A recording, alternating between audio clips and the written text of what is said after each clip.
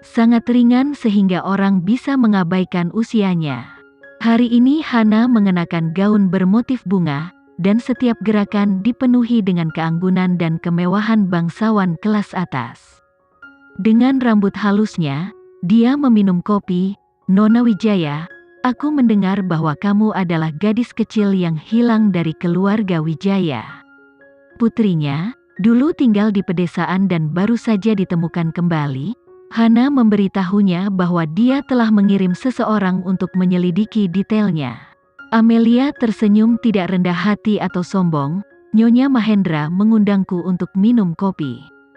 Ini seharusnya tidak menjadi masalah mendengarkan pengalaman hidup saya. Apakah kamu ingin mengatakan sesuatu?" Hana meletakkan kopinya, lalu mengeluarkan cek dari tas, dan dengan lembut mendorong cek itu ke wajah Amelia. "Kalau begitu aku akan terus terang.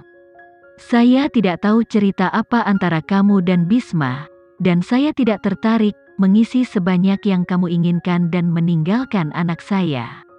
Amelia melihat cek di tangan, tetapi dia tidak menyangka bahwa dia juga akan menemukan jembatan semacam ini yang membuatnya meninggalkan putranya dengan cek tersebut.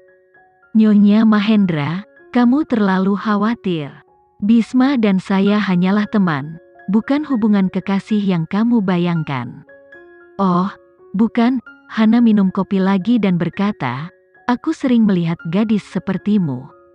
Saya sedikit berhati-hati berpikir bahwa selama kamu mengendalikan seorang pria, dan bisa berada dalam posisi ini, menikah dengan keluarga kaya dan menjadi istri muda, Nona Wijaya, katakan dengan jelas, kamu tidak bisa memasuki pintu keluarga Mahendra. Jika kamu ingin menjadi menantu perempuan saya, kamu mungkin harus menunggu kehidupan selanjutnya." Kata Hana dengan santai melihat cek itu. "Nona Wijaya, jadilah lebih pintar dan terima jika kamu tahu bagaimana melakukannya dengan baik. Tentu saja, jika kamu benar-benar tidak menginginkan cek ini, maka saya akan mengambilnya kembali."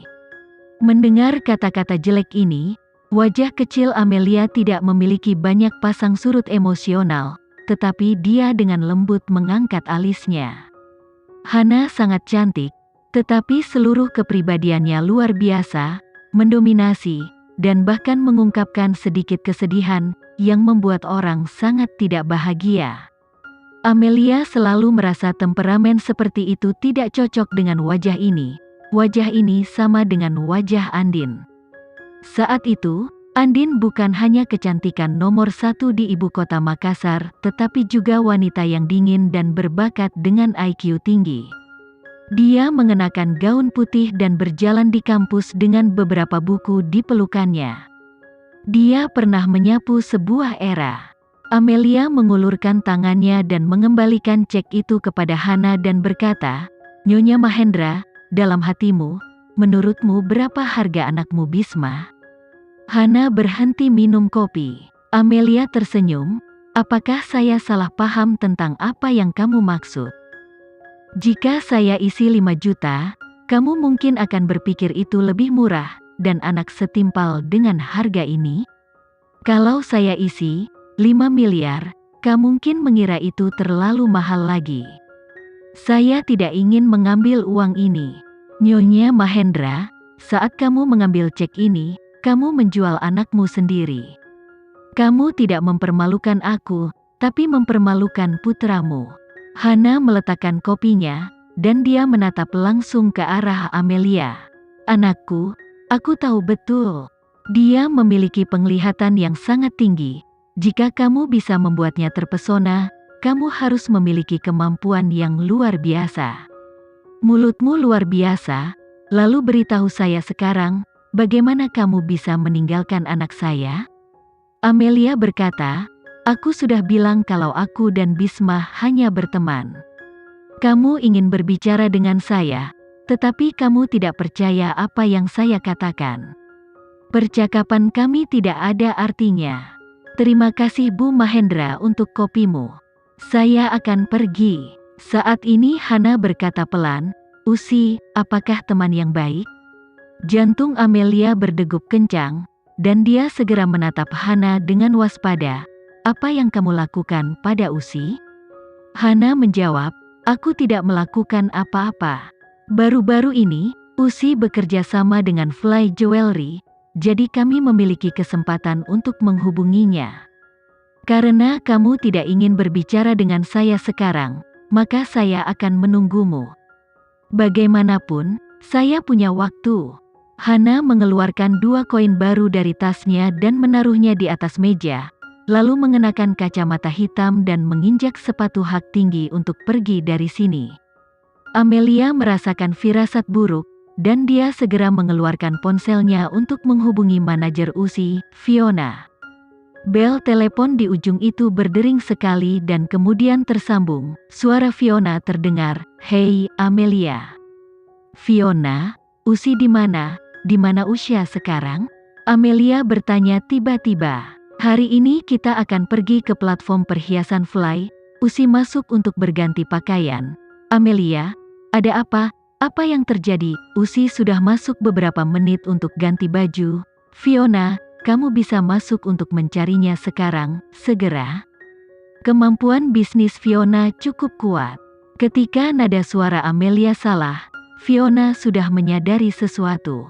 Dia berbalik dan berlari ke ruang ganti. "Amelia, Usi tidak ada." Mata air cerah Amelia tiba-tiba menjadi dingin, dan dia tahu bahwa ini adalah peringatan Hana, dan mulai menggerakkan orang-orang di sekitarnya. "Amelia, masih ada catatan tersisa di ruang ganti." Hana bekerja dengan sangat mantap dan dengan cepat menemukan sesuatu yang berharga di ruang ganti. Catatan apa? Tidak ada apa-apa di catatan itu, hanya satu baris dengan alamat tertulis di atasnya. "Kirimkan saya alamatnya." "Oke, Amelia, apa yang harus kita lakukan sekarang? Apakah kamu ingin menelepon polisi?" Tuan Hansen telah terbang ke Australia untuk perjalanan bisnis dalam 2 hari terakhir, dan dia belum kembali. "Kau tahu, Usi, wajahnya tidak bisa jatuh ke tangan pria manapun. Di sini, terlalu banyak orang yang menyambutnya." Jari putih Amelia mengencangkan telepon dan memaksa dirinya untuk tenang. Dia dengan cepat menganalisanya. Hana hanyalah peringatan, setidaknya sekarang, Usi tidak akan bergerak. Tapi kesombongan Usi telah disimpan di sayap oleh Hansen, dan itu tidak menjadi mainan bagi orang-orang itu.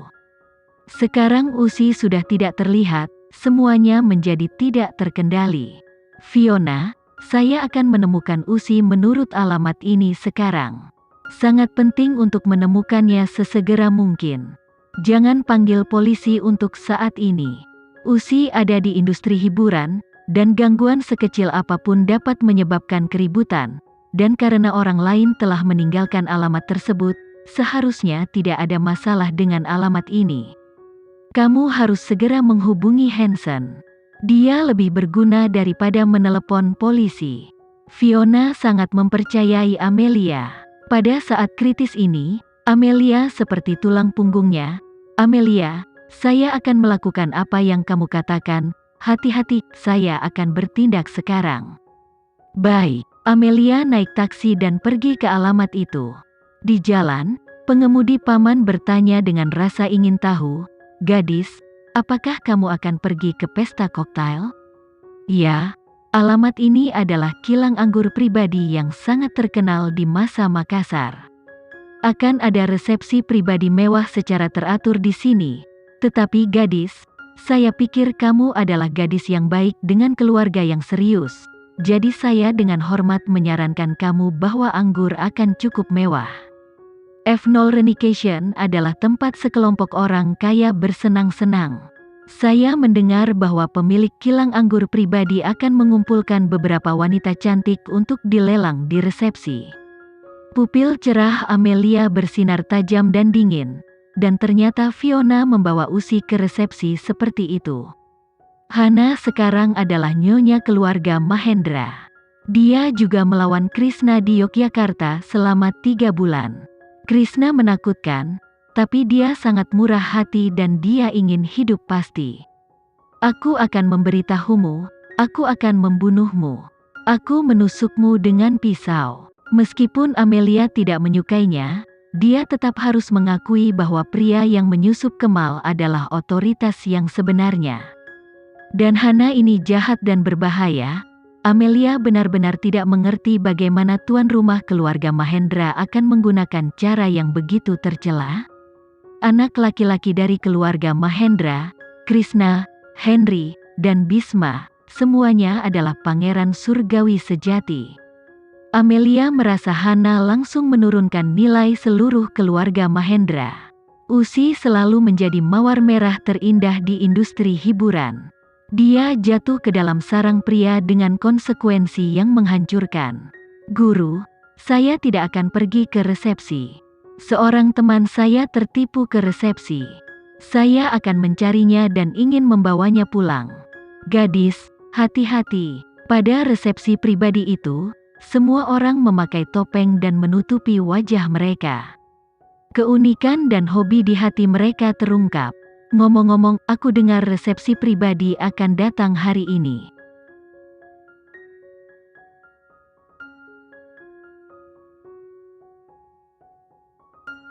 Sekian dulu ya video kali ini, kita lanjutkan lagi videonya di lain waktu. Oh iya, bagaimana menurut kalian? Semoga bisa sedikit menghibur kalian semua. Untuk teman-teman yang baru nonton, jangan lupa subscribe ya, hehehe. Dan kalau teman-teman ada yang ingin gabung langganan, bisa langsung gabung saja untuk dapat fitur yang menarik dan sedikit membantu Mimin. Terima kasih banyak sudah menonton, sampai jumpa lagi, bye.